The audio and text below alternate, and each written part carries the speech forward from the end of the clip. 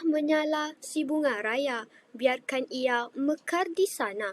Izinkan saya mula bicara agar manfaat diperoleh bersama. Assalamualaikum warahmatullahi wabarakatuh dan salam sejahtera saya ucapkan kepada saudara dan saudari yang sudi menonton video kami ini. Tajuk video kami pada kali ini bertajuk Analisis Keutuhan Wacana, Sumber Rujukan dan Kejelasan. Sebelum kami teruskan kepada perbincangan mengenai tajuk tersebut, izinkan saya untuk memperkenalkan ahli kumpulan saya yang terdiri daripada 3 orang, iaitu Nur Ain Arifah, Nur Fatin Alia dan saya sendiri, Elish Isyarina. Seterusnya, ini merupakan subtopik atau dengan kata lain merupakan isi kandungan yang akan dibincangkan dalam video ini. Yang pertama, definisi wacana. Seterusnya, konsep keutuhan wacana, analisis keutuhan wacana dalam artikel, analisis kohesi dan koheren dalam artikel, analisis sumber rujukan dan akhir sekali, kejelasan dalam penulisan. Yang pertama, definisi wacana. Definisi wacana menurut Nik Safiah Karim 2003 menyatakan bahawa wacana ialah gabungan beberapa ayat yang membentuk kesatuan yang utuh dalam teks seperti rencana. Bagi konsep keutuhan wacana pula, konsep keutuhan wacana terbahagi kepada 4. Yang pertama, keutuhan semantik. Yang kedua, keutuhan leksikal. Yang ketiga, keutuhan gramatikal. Dan yang terakhir ialah keutuhan fonologi. Konsep inilah yang kita nilai untuk memastikan sesuatu wacana itu utuh ataupun tidak, dan penggunaan konsep ini mempengaruhi keutuhan wacana tersebut. Baiklah, kita beralih pula kepada konsep keutuhan wacana. Yang pertama adalah keutuhan semantik. Hubungan semantik terbahagi kepada 2, iaitu hubungan semantik di antara bahagian-bahagian wacana dan hubungan semantik yang dilihat dari segi konteks atau latar wacana. Hubungan semantik di antara bahagian-bahagian wacana terbahagi kepada 5, iaitu hubungan sebab dan akibat, hubungan sebab dan tujuan, hubungan sebab dan hasil, hubungan latar dan kesimpulan, dan hubungan memperkuatkan isi. Bagi hubungan semantik yang dilihat dari segi konteks atau latar wacana pula terbahagi kepada 3. Yang pertama, kesatuan tajuk atau topik, hubungan sosial antara penutur dan pendengar, laras bahasa yang bersesuaian. Baiklah, kita beralih pula kepada analisis keutuhan wacana dalam artikel. Saya sudah terangkan sebentar sahaja tadi apa itu yang terdapat dalam semantik dan saya akan terangkan pula analisis yang terdapat dalam artikel yang telah saya kaji bersama rakan-rakan saya. Yang pertama, hubungan semantik yang telah dianalisis daripada petikan ini adalah hubungan semantik di antara bahagian-bahagian wacana, sebab dan akibat. Contoh bagi keutuhan ini berada pada muka surat 249, perenggan kedua pada baris ke-12 hingga 15, iaitu sekiranya kata kak atau abang digabungkan dengan kata panggilan urutan tradisi merupakan sebab, maka tidak timbul masalah dalam mengenal pasti kedudukan anak dalam keluarga seperti kak long atau bang long merupakan akibatnya. Yang keseterusnya, semantik, sebab dan tujuan. Contoh ini berada pada muka surat 255 pada perenggan pertama, baris yang ketiga hingga 4, iaitu maklumat latar belakang yang menjadi konteks pemula boleh digabungkan dengan ujaran merupakan sebab. Bagi tujuannya pula adalah bagi membantu pendengar mentafsir makna yang sebenar. Bagi keutuhan semantik, sebab dan hasil pula, contohnya berada pada muka surat 249, perenggan kedua, baris ke-12 hingga 15, iaitu dengan berbekalkan konteks ujaran terdahulu atau selepas dan juga pengetahuan pendengar akan siapa yang dirujuk merupakan sebabnya, dan hasilnya pula adalah dapatlah si pendengar menentukan siapa yang dipanggil atau siapa yang dirujuk oleh penutur. Baiklah, bagi semantik memperkuatkan isi pula, contohnya berada pada muka surat 225, perenggan ketiga, baris 1 hingga 4. Contohnya adalah kata panggilan dalam keluarga merupakan nama yang diberikan kepada individu berdasarkan kedudukannya dalam keluarga. Satu ayat. Ayat seterusnya, kata panggilan ini mampu memberikan kedudukan dalam keluarga individu yang dipanggil itu kepada pendengar. Ayat yang kedua ini memperkuatkan isi kepada ayat yang pertama, iaitu ayat sebelumnya. Baik. Hubungan semantik yang telah dianalisis iaitu hubungan sosial antara penutur dan pendengar pada muka surat ke-231, dialog yang kelima, baris 1 dan 2, contohnya berbunyi, berapa orang nak? Ada dalam 20 orang. Ini dapat dikategorikan sebagai hubungan sosial antara penutur dan pendengar kerana kedua-dua penutur memahami apa yang dimaksudkan walaupun orang lain mungkin tidak memahaminya.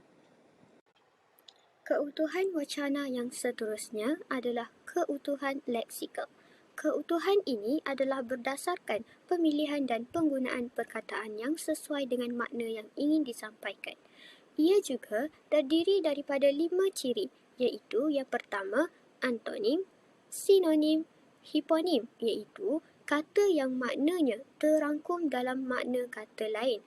Homonim pula yang bunyinya sama tetapi mempunyai erti yang berlainan. Selain itu, pengulangan kata yang sama, kolokasi iaitu dua perkataan atau lebih yang masing-masing merupakan perkataan tersendiri tetapi kebiasaannya dikaitkan antara satu sama lain, dan akhir sekali unsur bersambut seperti contoh, sekiranya ada pihak yang memberi hujah maka akan ada pihak pembangkang yang akan membidas hujah tersebut.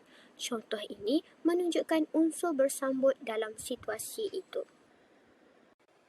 Berdasarkan analisis yang kami telah buat, terdapat keutuhan wacana leksikal seperti dalam gambar yang ditunjukkan di atas. Berikut adalah keutuhan leksikal di bawah ciri pengulangan kata yang sama. Maklumat tersebut diambil dari muka surat 226, peringkat ke-8, baris 1 hingga 5.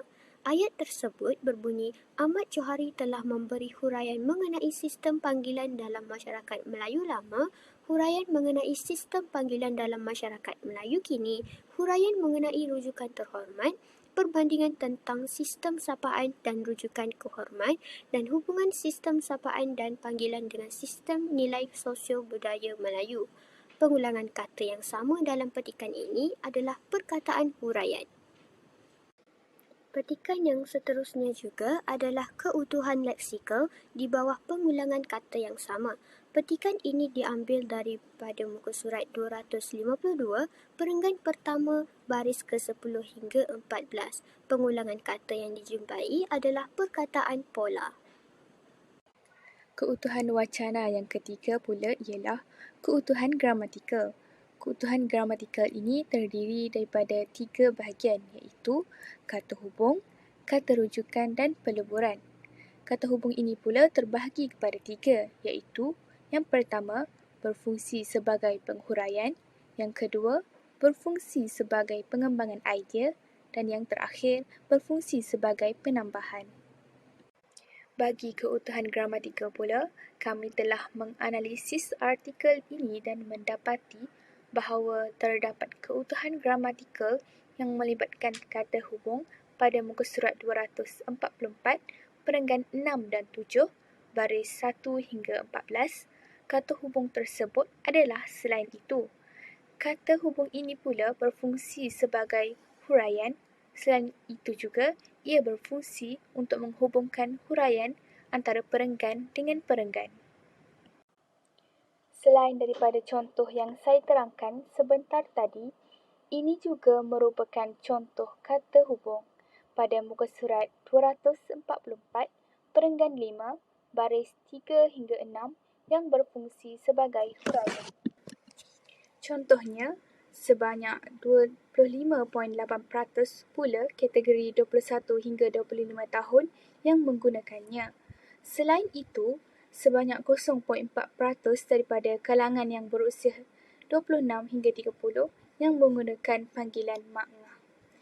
Selain itu merupakan kata hubung yang berfungsi untuk menghuraikan ayat sebelumnya. Bagi keutuhan gramatikal yang kedua pula, kami mendapati bahawa terdapat keutuhan gramatikal yang melibatkan kata hubung pada muka surat 226, perenggan ke-8, baris 8 hingga 10 yang berfungsi sebagai pengembangan idea.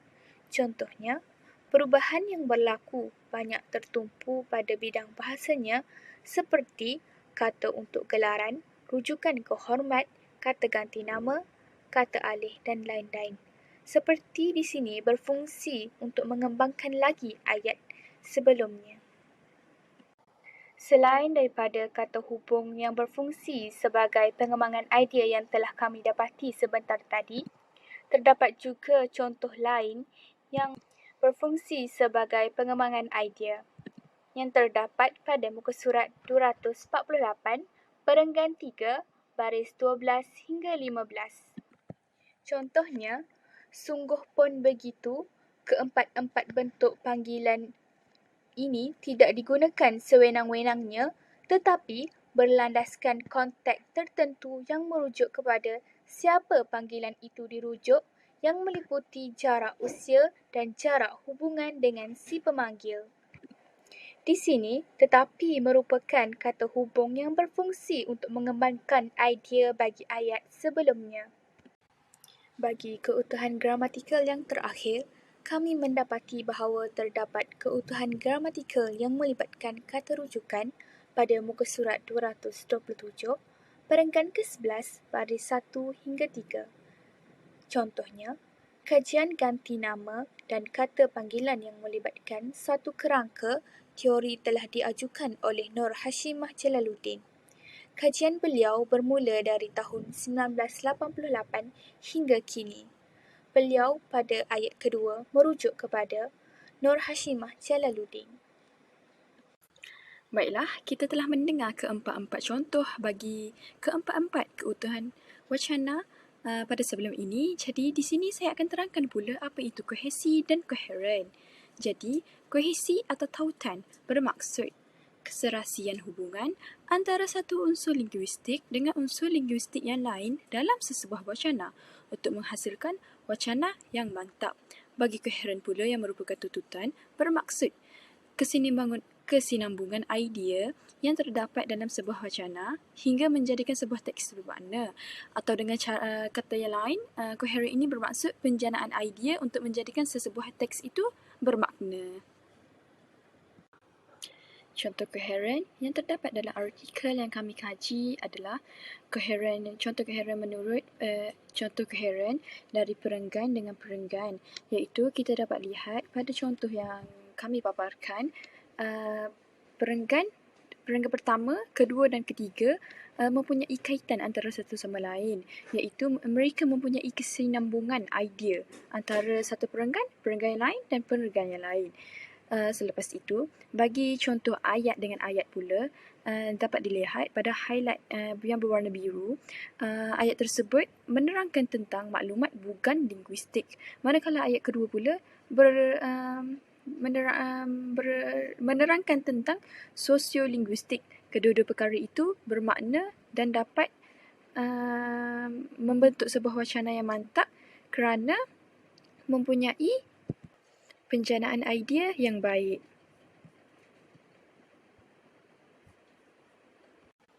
Kami juga telah membuat analisis sumber rujukan yang telah dirujuk oleh pengkaji untuk menyiapkan artikel tersebut. Sistem sumber rujukan yang digunakan ialah Sistem Rujukan American Psychological Association atau dikenali sebagai Sistem APA 7th Edition.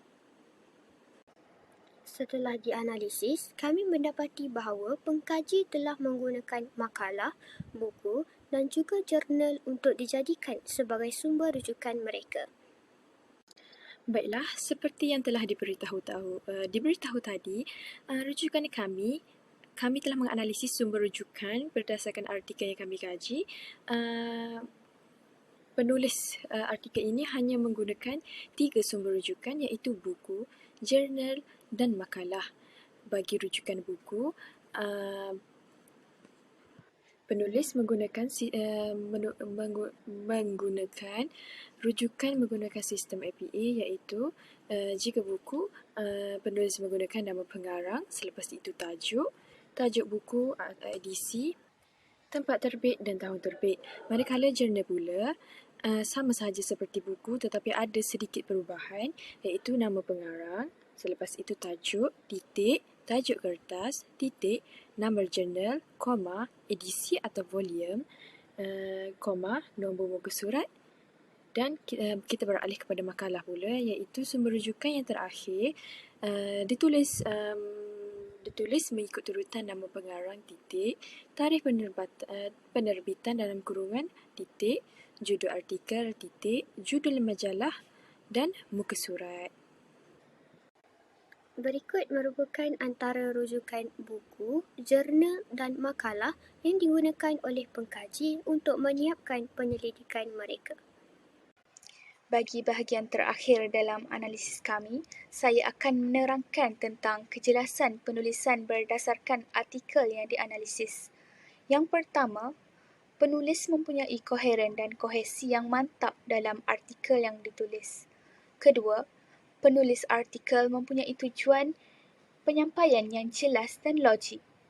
Yang ketiga, penyusunan ayat oleh penulis yang digunakan dalam perenggan mencapai kejelasan dalam penulisan. Dan yang terakhir, artikel yang ditulis menggunakan bahasa yang teratur dan tersusun. Itu sahaja pembentangan daripada kumpulan kami tentang analisis keutuhan wacana, sumber rujukan dan kejelasan. Ribuan terima kasih kami ucapkan atas kesudian anda yang mendengar. Sebelum saya mengakhiri pembentangan kami pada hari ini, izinkan saya untuk menyampaikan serangkap dua pantun. Bunga dedap di atas bara, anak dusun pasang pelita. Andai tersilap tutur bicara, jari disusun maaf dipinta. Dari Kedah ke Pekansari, beli suasa di kota tinggi.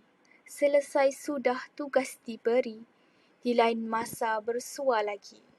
Itu sahaja daripada kami. Sekian, terima kasih.